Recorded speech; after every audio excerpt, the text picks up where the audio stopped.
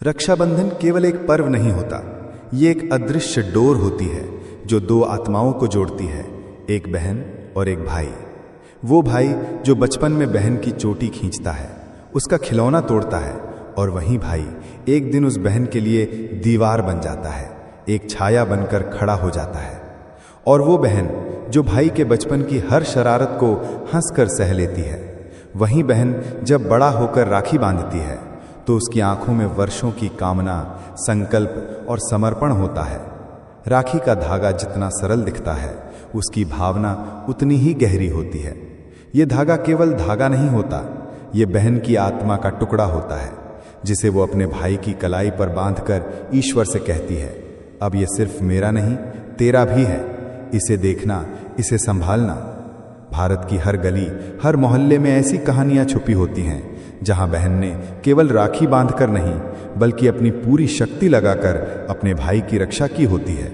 किसी ने मंदिरों में दीप जलाए, किसी ने व्रत रखे, किसी ने पूरी उम्र विवाह न करके अपने भाई की सलामती को अपनी प्राथमिकता बना लिया। लेकिन इस प्रेम में एक मौन तपस्या भी है, क्योंकि हर बहन कहती नहीं, केवल करती है। वो किसी से नहीं कहती कि उसे अपने भाई की चिंता है, वो केवल उसकी आंखों में देखकर जान जाती है कि आज वो ठीक नहीं है। लेकिन समय बदलता है, कई बार भाई की राह भटक जाती है, उसकी किस्मत जैसे ठहर जाती है।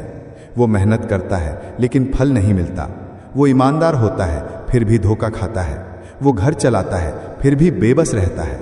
बहन देखती है, महसूस करती है, पर कुछ कर नहीं पाती। तब वो लौटती है उस शक्ति के पास जो उसके हर पुकार को सुनता है, हनुमान जी।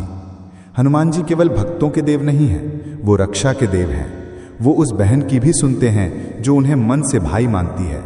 हनुमान जी को राखी बांधना कोई रिवाज नहीं है, ये एक अनुभव है। जब एक स्त्री उन्हें भाई मानकर उनके कंधे पर एक धागा बांधती है, तो वो केवल पूजा नहीं करती, वो एक आध्यात्मिक अनुबंध करती है, जिसमें वो कहती है, अब मेरे भाई की रक्षा केवल मेरी नहीं, आपकी जिम्मेदारी है। हनुमान जी इस बंधन को स्वीकारते हैं, और जब वो वचन देते हैं तो पूरा ब्रह्मांड झुक जाता है।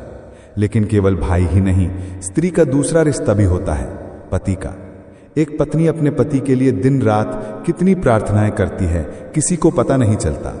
वो अपने होठों पर मुस्कान रखती है, लेकिन उसके हृदय में कई बार आंधियां चल रही होती हैं। जब पति की नौकरी नहीं लगती, जब व्यापार में घाटा होता है, जब उसकी आत्मा बुझ जाती है, पत्नी ही सबसे पहले ये जानती है। और वो भी उस हनुमान जी की ओर देखती है जो सीता माँ के दूत हैं, जो स्त्रियों के आदर्श रक्षक हैं। ऐसे में जब रक्षाबंधन आता है तो ये केवल भाई की रक्षा का दिन नहीं होता, ये स्त्री की प्रार्थना का दिन होता है। इस दिन यदि कोई बहन या पत्नी पूरी श्रद्धा से केवल एक साधारण सा कार्य कर ले, तो उसका प्रभाव जीवन भर के लिए रास्ते खोल सकता है। ये कोई बड़ा हवन या महाव्रत नहीं है, ये केवल एक मौन संकल्प है जो हनुमान जी के चरणों में जाकर शांत भाव से रखा जाता है। इस उपाय को करने के लिए किसी को कुछ बताने की आवश्यकता नहीं है, ये उतना ही गुप्त और निजी होना चाहिए जितना कि एक बहन का प्यार होता है। रक्षाबंधन के दिन जब सूरज की रोशनी धीरे धीरे आपके आंगन में उतरे, तब आप स्नान करके साफ वस्त्र पहनकर अपने आंगन के कोने में बैठ जाएं। अपने हृदय में अपने भाई और पति दोनों की छवि लाएं, उनकी आंखें, उनका संघर्ष, उनका मौन, सब कुछ आपके मन में स्पष्ट हो जाए। फिर एक लाल रंग का धागा लें, कोई भी सुंदर रेशमी धागा हो सकता है, जिसे आप राखी के रूप में हनुमान जी को अर्पण करना चाहें। अब बिना किसी को बताए चुपचाप घर से निकलें और किसी ऐसे हनुमान मंदिर जाएं जहां बहुत भीड़ भाड़ ना हो। यदि संभव हो तो किसी पुराने शांत मंदिर का चयन करें जहां हनुमान जी की मूर्ति पर सिंदूर चढ़ा हो, जहां वातावरण में तुलसी और दीपक की गंध हो। जब आप वहां पहुंचें तो सबसे पहले मंदिर की सीढ़ियों पर रुक जाएं, आंखें बंद करें और हनुमान जी को मन में प्रणाम करें। फिर अंदर प्रवेश करें और सीधे उनकी मूर्ति के सामने जाकर खड़ी हो जाएं। अब अपने साथ लाए लाल धागे को अपने हाथ में लें, अपने भाई और पति के नाम मन में दोहराएं। हनुमान जी को दृष्टिपात करते हुए कहें, हे संकट मोचन, आज मैं आपको राखी बांधने नहीं आई हूं, मैं आपको अपनी आत्मा का अंश देने आई हूं। इस धागे में मेरी चिंता है, मेरी प्रार्थना है, मेरी श्रद्धा है। इसे स्वीकार कीजिए और मेरे उन दो लोगों को जिनकी रक्षा मैं अपने बल से नहीं कर सकती, आप अपने बाहों में ले लीजिए। फिर उस धागे को धीरे धीरे हनुमान जी के दाहिने कंधे पर बांध दें। कोई मंत्र ना पढ़ें, कोई शोर न करें, बस मौन में ये कार्य करें।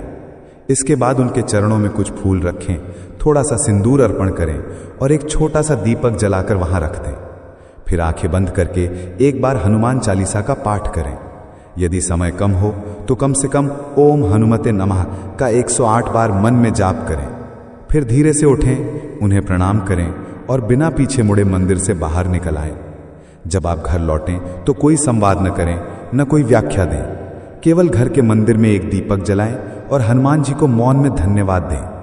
अब ये उपाय पूर्ण हो गया है। अब ये आपके हाथ से निकलकर हनुमान जी के हाथ में चला गया है। अब वो स्वयं देखेंगे कि आपके भाई को किस मोड़ पर रास्ता दिखाना है और आपके पति को किस अंधकार से प्रकाश की ओर ले जाना है। ये उपाय भले ही छोटा लगे, लेकिन इसकी शक्ति आपकी कल्पना से भी परे है। ये उपाय उन स्त्रियों के लिए है जो वर्षों से पीड़ा में हैं, जिनकी आंखें रोज सुबह किसी चमत्कार की बाट जोती हैं, जिनके मन में किसी को कहने के लिए कुछ नहीं बचा। हनुमान जी उन लोगों को सुनते हैं जो चिल्लाते नहीं, बल्कि मौन में अपने आंसुओं से प्रार्थना करते हैं, और ये उपाय उन्हीं आंसुओं की भाषा है। यदि आपने अब तक बहुत कुछ करके देख लिया है तो बस एक बार ये करके देखिए, चुपचाप, बिना शोर, बिना दिखावे के, केवल मन से, हृदय से, विश्वास से। फिर देखिए कि कैसे परिस्थितियां करवट बदलती हैं, कैसे रुकी हुई किस्मत की धारा बहने लगती है, कैसे आपका भाई उस रास्ते पर बढ़ता है जिसे आप उसके लिए वर्षों से चाहती थी, और कैसे आपके पति की आंखों में फिर से आत्मबल और जीवन की चमक लौट आती है। क्योंकि हनुमान जी को आवाज नहीं, भावना चाहिए। उन्हें याचना नहीं, समर्पण चाहिए। और जब आप समर्पण कर देंगी, तब वो देवता नहीं, आपके सगे भाई बनकर आपके जीवन के हर मोड़ पर पहरेदारी करेंगे। तो इस रक्षाबंधन चाहे कुछ करें या न करें, बस ये एक छोटा सा कार्य, ये चुपचाप किया गया प्रेम भरा उपाय कर लें। क्योंकि ये उपाय केवल एक प्रक्रिया नहीं, ये एक आत्मिक मिलन है, एक बहन और रक्षक के बीच का, जो समय के पार जाकर काम करता है। वीडियो पसंद आए तो लाइक करें और बजरंगबली के भक्त कमेंट बॉक्स में जय बालाजी जरूर लिखें। जय श्री राम, जय बजरंगबली।